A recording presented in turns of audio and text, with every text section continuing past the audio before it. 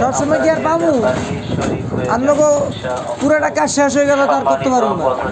ভাই বোন ও বন্ধুগণ, পুলিশ ফাঁড়ি সংলগ্ন নামাজের টাইম আছে তো অনেক। সংস্কারের কাজ চলছে। মহৎ কাজে আঙ্গুরে দিয়ে দিচ্ছে তো আজান।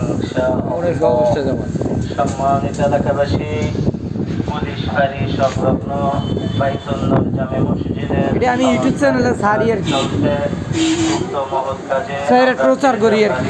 শরীক হয়ে যায়।